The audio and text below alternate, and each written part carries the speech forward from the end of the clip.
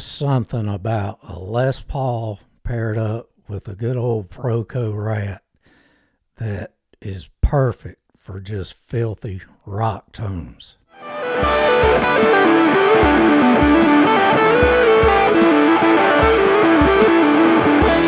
I was having a little guitar vacation fun with that Les Paul Rat combination and decided to make a quick video. So first I banged out a rock loop. Let's check that out.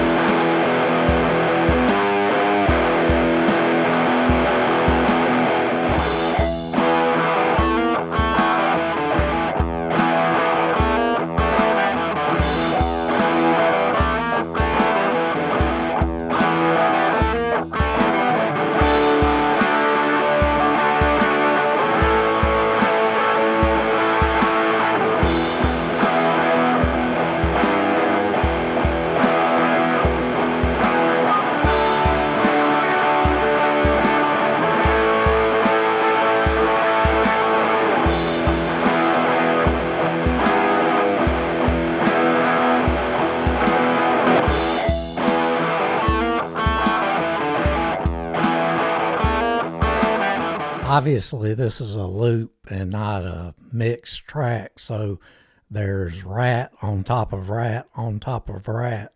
And when I start soloing over all that, there's just this wall of rat.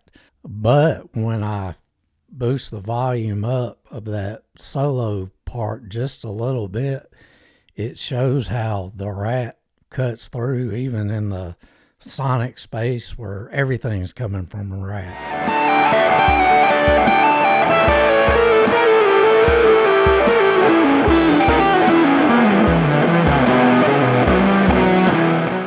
I did change settings a little bit for each track, you know, with the filter and the distortion knob and volume knob on my guitar, but you're still getting Les Paul through a rat for each track.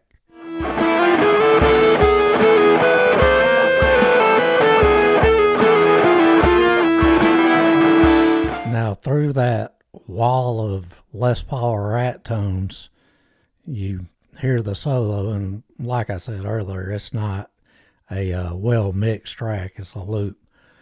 But I do want to notate how thick the bridge pickup of the Les Paul sounds. That's with the filter knob on the rat almost all the way up on the bassy side, and just a little bit of a tone roll off on the bridge pickup, and man, it just is liquidy, thick, and still cuts.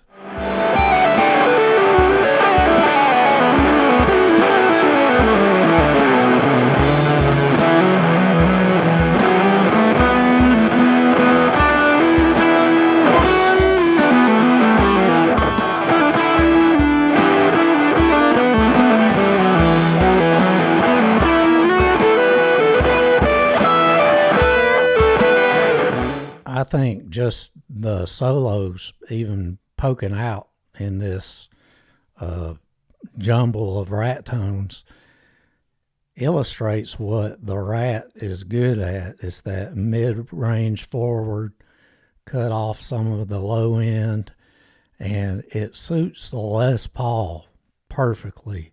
It's almost counterintuitive because that Les Paul, I've got JB in the bridge, which is known to be kind of a mid-forward pickup. So you've got that on top of the mid-forward rat, and you know, the next thing you're going to be sounding like Tom Schultz playing through a Rockman. Not that that's a bad thing, but it's counterintuitive, the mid on top of mid on top of mid, but that just shows what really cuts through in sonic noise and can really still sound pretty good. I really like the way the Proco Rat, just good old Chinese rat you can buy for $75 or whatever. I like the way it pairs with a Les Paul, particularly when I'm playing a rat with a Strat. There's a little bit of a spike in part of the high mid frequencies that I can't dial out. Not something that's a big deal in a mix, but a lot of the stuff I do is playing guitar a cappella while I run my mouth like I am now, and it's a little ice picky to me with the Strat. But the way the Les Paul is voiced, even with that JB pickup, man, it does not get that effect in those frequencies with a Les Paul. And I've used other Les Pauls and other pickups with a Rat with very similar results. It's just a combination that'll really get you there.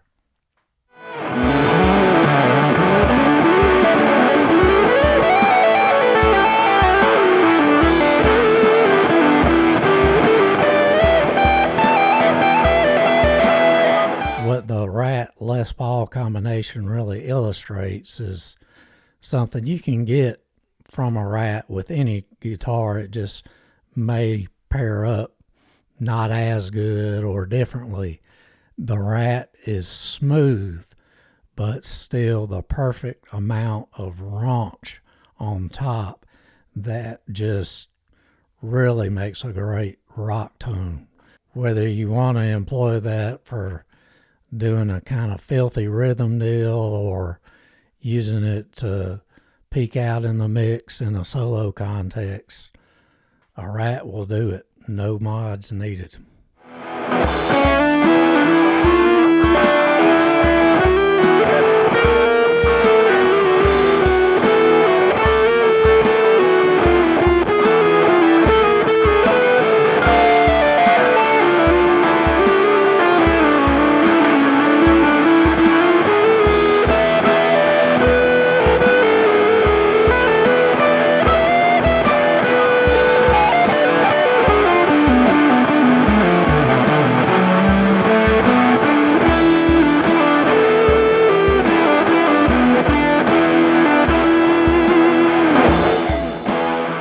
You can hear a lot of people say or read that a Rat, when it's in those higher distortion ranges and pushed with a hotter pickup like a JB, it's distortion kind of knocking on the door of a fuzz.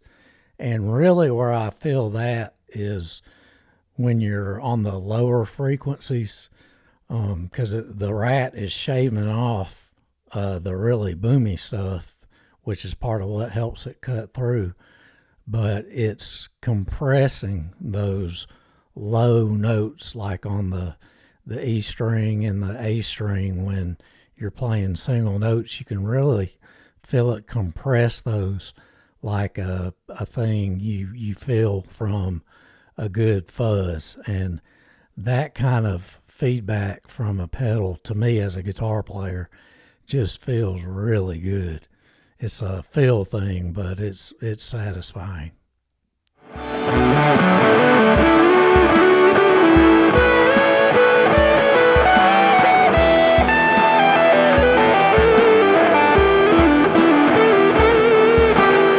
Some people love Rats. Some people hate Rats, say they can't get any good sound out of them to save their life. What I will say is I live with the filter knob way past noon. I rarely make it go anywhere in the treble territory. I think it can get ice picky really easy. A Rat is a pedal that's easy to make sound bad. But if you can live with the filter rolled up pretty high on the bass side, It's also a pretty easy pedal to make sound good, in my opinion. At this point, a Rat may have been modified as much as a tube screamer as far as the different varieties you can get. You know, they switch the op amp and diode clippings, and you hear, oh, the white face Rat from 19 aught whatever is the sound. Man, I've had a lot of Rat type pedals, and it's the circuit that does it. You can get different bass responses and stuff like that with mods if you don't like the bass cutoff, and you know, you can modify the clipping and all that stuff. But when it really comes down to what a Rat does, all of that makes a Rat good is inherent to just the plain Rat circuit. A Rat is a good pedal just to have, not even necessarily, hey, it's going to go on my board and it's going to occupy a space there as a mainstay, but it's very useful in a variety of situations. It's such a good pedal just for variation and variety, and using it in recording or just to differentiate tones for live, or if you have a live application that requires that, hey, I need a nuclear button to cut through, you can break out the old Rat, and you don't even have to put it on your board. Put a battery in it, and away you go. So let me hear about your experience with the Les Paul and the Rat, or with any combination thereof. The Les Paul and this pedal is my secret to getting a filthy rock tone, or I like this guitar with a Rat pedal. Or maybe you don't like a Rat and have never been able to get along with it. Let's hear about that, and tell me what your experience is in the comments. So that's it for this edition of Guitar Vacation. And as you enjoy your guitar vacation, if you have a Les Paul and a Rat, get it out and see if you're picking up what I'm putting down and getting the same good results and just good feel out of it. And if not, get your good sounding guitar and a pedal that you like, and do the same thing without a Les Paul or a Rat, and have fun doing it. We'll holler at you soon. Later.